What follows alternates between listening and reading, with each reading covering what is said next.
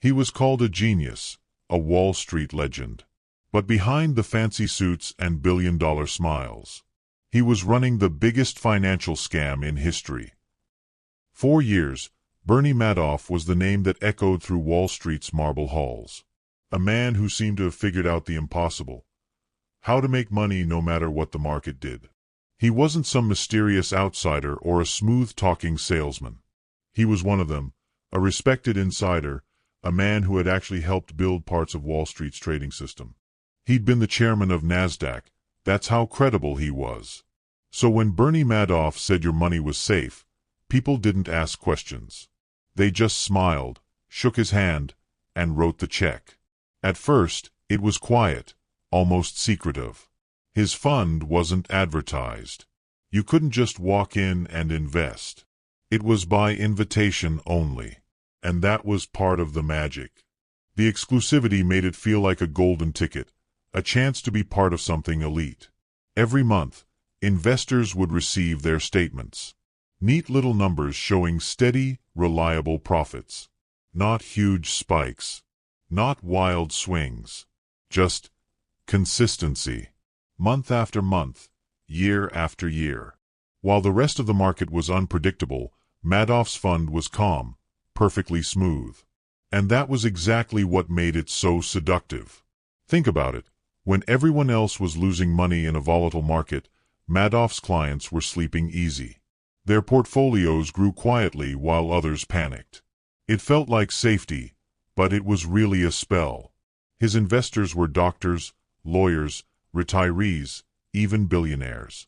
Some of the world's biggest banks and charities trusted him. They bragged about being in with Bernie. He became more than a fund manager. He was a financial myth. People whispered about his secret strategy, the black box formula that no one else could replicate. They said he discovered a rare kind of trading pattern, a formula that worked when nothing else did. Others believed he had insider knowledge, special access to information before the market moved. Some even thought he was just that good. No one really knew what he was doing. But here's the scary part: no one cared. When someone makes you money, you don't ask too many questions. And Bernie knew that better than anyone. He played his role perfectly: humble, polite, understated. He didn't flash his wealth. He didn't drive Ferraris or throw massive parties. He acted like a trustworthy elder statesman of finance, a man of principle in a sea of greed. And that contrast made people trust him even more. When journalists tried to profile him, they described him as quiet, even boring. He wore the same gray suits, the same calm smile. To the world, Bernie Madoff was stability personified, a man immune to chaos. But behind that calm surface, the truth was darker than anyone could imagine. For years, people believed Bernie Madoff had discovered a secret formula, a way to make the market dance to his rhythm. But the truth? There was no secret strategy, no brilliant algorithm, no trading floor buzzing with activity. Behind those glass doors, there was only silence and lies. His so-called investment business was nothing more than smoke and mirrors. When investors sent him their money, millions, sometimes billions, he didn't put it into the stock market. He didn't buy shares, he didn't make trades, he didn't analyze charts. He simply deposited the money into a bank account and left it there. And when someone wanted to withdraw profits, he just used other people's money to pay them. That's it. That was the magic trick. He was recycling money, taking from the new to pay the old. A Ponzi scheme, named after Charles Ponzi, the man who did the same thing nearly a century earlier. But what made Madoff's scheme different was its scale. This wasn't a back-alley con run by a desperate crook. This was a multi-decade operation hiding in plain sight, run by one of Wall Street's most respected figures. His office had 2 floors, one for the real business, and one for the fake one. Upstairs, legitimate employees ran a normal trading operation. Real trades, real clients, real business. But downstairs? That's where the lies were printed. Old computers, outdated machines, stacks of forged trade confirmations. A small, tight-knit team who helped Madoff maintain the illusion. A web of secrecy that kept everyone else out. They printed fake investment statements, showing fake trades and fake profits. Everything looked legitimate, complete with company logos, timestamps, transaction IDs. But none of it ever happened. Each month, those documents were mailed to investors. Beautifully formatted sheets showing growth. Numbers climbing steadily upward. Investors felt proud. They'd made the right choice. They'd tell their friends. Bernie's the only guy who knows what he's doing. And those friends, they wanted in too. So they'd invest. And their money would be used to pay the earlier investors' returns. And that's how the cycle fed itself. It's the oldest trick in the financial world. A game of musical chairs. As long as the music plays, no one notices there aren't enough chairs. But the moment the music stops, the illusion shatters. And Madoff knew that. That's why he needed constant inflow. Fresh cash. New investors. New believers. The more people joined, the longer the lie could survive. He became addicted to it. Not just the money, but the control. He was playing God with people's lives. Deciding who wins, who loses, who gets paid next. And each time someone thanked him for their profits, each time he saw that spark of gratitude, it made him feel untouchable. His network grew. Banks, hedge funds, charities, all feeding into the machine. Entire families invested their life savings, generation after generation, completely unaware that their wealth was nothing but numbers on paper.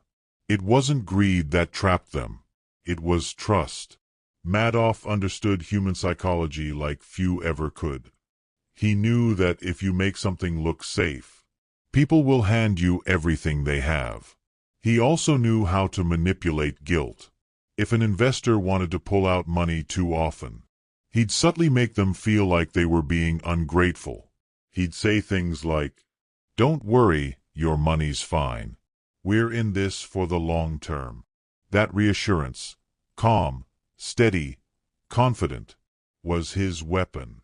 But deep down, Madoff was terrified. Every month, he had to keep the illusion alive. He had to shuffle the money, forge new documents, and make sure no one got too close to the truth. He couldn't stop, because stopping meant collapse. There were no real profits, no investments, just a growing black hole of missing money. One lie feeding the next. At one point, Madoff's clients believed he managed over $65 billion in assets. But in reality, his accounts held only a fraction of that. Just enough to keep the game going. His returns, around 10 to 12% every year, were too perfect. Real investors have ups and downs. Markets crash, stocks fall. But Madoff's numbers never changed. Every month, like clockwork, his clients received their statements showing steady profits. And instead of being suspicious, they celebrated. They thought he was a genius. But geniuses don't defy math, they just hide it. A few insiders began to whisper, "How does he do it? Why won't he explain his strategy? Why are his trades never visible in the market data?" But Madoff always had an answer. Calm, logical, believable. He'd say his trades were done through a split-strike conversion method, a complex-sounding strategy few people understood. And because he sounded smart, people assumed he was smart. It was the perfect cover, using confusion as a shield. As the years passed, the scheme grew larger, the stakes higher, and the risk deadlier. Even Madoff's own employees didn't fully understand what was happening. They just did their jobs. Printing, mailing, typing, keeping the machine running. And Madoff? He watched it all from his office window, smiling, calm, pretending to be the man everyone thought he was. Music deepens, more dramatic tone. But lies have gravity. They pull everything toward collapse. And as the world inched closer to the 2008 financial crisis, Madoff could feel it. The ground beneath him starting to crack. He knew the illusion couldn't last forever. Because when the new money stopped coming in, the old promises would finally come due.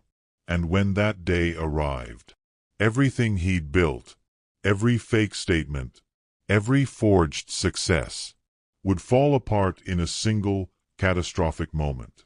For nearly 2 decades, Bernie Madoff's world had been perfectly balanced, a fragile illusion held together by confidence and fear.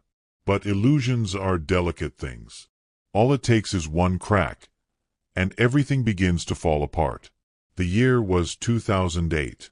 The global financial system was burning. Banks were collapsing, stock markets plunging, panic spreading like wildfire.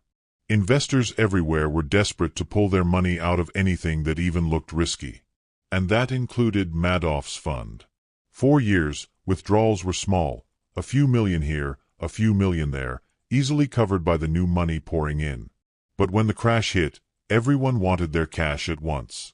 In just days, redemption requests reached $7 billion. And suddenly, the magician ran out of magic. Inside Madoff's office on Lexington Avenue, the atmosphere changed overnight. The phones wouldn't stop ringing. Longtime investors, friends, even family, were begging for reassurance. "Bernie, we just need our money for now. We'll come back later." He'd always found a way to calm them before. But this time, there was nothing left to calm them with. The accounts were empty. The billions he claimed to manage existed only on paper, numbers printed on forged statements, nothing more. For the first time in decades, Bernie Madoff had no move left to play. He tried to buy time. He told employees to stall withdrawals, to delay paperwork. He even considered borrowing from banks or private investors to fill the hole, but the hole was too deep. $65 billion deep. He sat in his office, staring at the city skyline, the December cold pressing against the glass. After all the years of pretending to control the market, he realized he couldn't even control his own fate anymore. On December 10, 2008, he gathered his 2 sons, Mark and Andrew, in his Manhattan penthouse. They'd worked for him for years, but never inside the secret floor where the fake statements were made. That night, he told them everything. Calmly, quietly, like he was discussing tomorrow's weather. He said, "It's all just one big lie."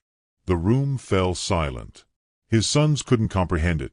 Their father, the respected financier, confessing to the largest private fraud in American history. Madoff told them he planned to turn himself in. But his sons didn't wait. They called their lawyer. And within hours, federal agents were on their way. The next morning, when Madoff opened his door, the illusion officially ended. He was arrested by the FBI, still wearing his house slippers. Reporters surrounded the building, cameras flashing. A man once treated like a financial god was now being escorted out like a common criminal. The news spread faster than wildfire. Wall Street legend arrested for massive fraud. $65 billion Ponzi scheme exposed. Phones rang across the globe. Charities, retirement funds, entire families discovered that their life savings, decades of work, had vanished overnight. One victim said, "I felt like my future was stolen while I was asleep." Another, a Holocaust survivor who had trusted Madoff completely, lost everything. Foundations that had supported hospitals and universities had to shut down. People who thought they were rich were suddenly broke. The ripple was massive, emotional, financial, and spiritual. Madoff hadn't just stolen money. He'd stolen faith. Faith in the system, in trust, in the idea that good people keep their word. When investigators combed through his records, they were stunned. There were no real trading accounts, no investment records, no legitimate returns. Only spreadsheets and lies. He had built an empire out of nothing. A courtroom sketch captured the image the world will never forget. Bernie Madoff, pale, tired, sitting motionless as the judge read the charges. 11 federal counts: securities fraud, wire fraud, money laundering, perjury. When the judge asked if he had anything to say, Madoff simply said, "I'm sorry. I cannot undo what I have done." No excuses. No defense. Just a man crushed beneath the weight of his own creation. In 2009, he was sentenced to 150 years in federal prison, the maximum allowed by law. The courtroom erupted, some victims sobbing, others clapping in disbelief. For many, it wasn't justice. It was just closure. Because the truth is, even with Madoff behind bars, the damage could never be undone. Billions were gone forever. Families torn apart. His own son, Mark, took his own life 2 years later, unable to live with the shame. Andrew died of cancer in 2014. His wife, Ruth, lost nearly everything and disappeared from public life. Bernie Madoff died in prison in 2021. He never saw freedom again. But the shockwaves of his scheme still echo through Wall Street. Regulators rewrote rules. Banks built new systems to detect fraud. Investors learned to ask harder questions. Or at least, they claim to. Because the uncomfortable truth is this: Madoff didn't trick people with complicated math. He tricked them with trust. He showed the world how easily confidence can turn into blindness. How greed and fear often wear the same face. Soft music rises, reflective, somber piano. The collapse of Madoff's empire wasn't just the fall of one man. It was a mirror, reflecting the vulnerabilities of every person who believed in easy profits and perfect returns. He proved that even in the most sophisticated markets on Earth, the simplest con, the promise of safety, can still bring giants to their knees. $65 billion vanished. Thousands of lives shattered. And one timeless lesson left behind. In finance, there are no guarantees. Only risks and consequences. Fade out, heartbeat slows, piano ends on a single note. When the cameras stopped flashing and the courtroom doors finally closed, the world tried to move on. The numbers had been counted, the verdict delivered, the villain locked away. But one question still floated through Wall Street like a ghost. How did this happen for so long? Everyone wanted to believe the answer was greed. Greed is easy to hate. It fits neatly into headlines and cautionary tales. But greed wasn't the real monster here. Greed only built the trap. Trust is what kept people inside it. Think about it. Every investor who handed over a check to Bernie Madoff didn't do it because they were stupid or reckless. They did it because they trusted the system, the regulators, their friends, the man in the tailored gray suit who always picked up their calls. Trust is what makes money move. Without it, the financial world collapses. But too much of it, placed in the wrong hands, becomes a weapon. The story of Madoff is the story of blind faith disguised as sophistication. Doctors, teachers, billionaires, people who had studied risk their entire lives, still wanted to believe that maybe, just maybe, someone had found a way to beat the odds. Because hope is profitable. And when numbers look perfect, hope feels like proof. That's the paradox. The smarter we think we are, the easier it is to fool us with the illusion of control. Madoff didn't need to outsmart the market. He only needed to outtrust it. Music swells slightly. Strings join the piano. After his arrest, investors told reporters, he seemed so calm. They meant it as confusion, but it's the key to every great con. Calm is contagious. When everyone else panics, the man who stays calm becomes the anchor. We mistake composure for competence. And in finance, competence looks like safety. But the truth is, safety is the most expensive illusion in the world. It's what people will pay anything to buy. Every few decades, another Madoff appears under a different name, a new technology, a new buzzword, crypto exchanges, startup valuations, miracle funds. And each time, the script begins the same way. Someone promises stability. Someone claims to have cracked the code. And we, the audience, applaud, invest, and repeat the line. This time, it's different. But it never is. Beat of silence. Piano softens. If there's one thing the Madoff saga teaches, it's this: transparency isn't optional, it's survival. When something is too consistent to be real, it probably isn't. Markets breathe. They rise and fall. Any story that erases volatility erases truth. Yet people still chase the dream of the straight-line graph, the one that only goes up. Why? Because stability feels like love. It feels like certainty. We crave that feeling more than we crave profit. Years later, when journalists asked former investors what they regretted most, very few said, losing the money. Most said, I ignored the signs. They had felt the unease, seen the impossible numbers, heard the whispers, but they silenced their instincts. Because it's easier to doubt yourself than to doubt success. Blind trust doesn't start with others. It starts with the moment we stop questioning ourselves. Background: ticking clock returns, faint echo of earlier sections. So here's the irony. Madoff's empire collapsed, but his lesson endures. Not as a financial equation, but as human psychology written in billions of dollars of loss. We live in a world built entirely on invisible promises. Digital balances, online transfers, numbers that mean something only because we agree they do. Trust keeps those promises alive.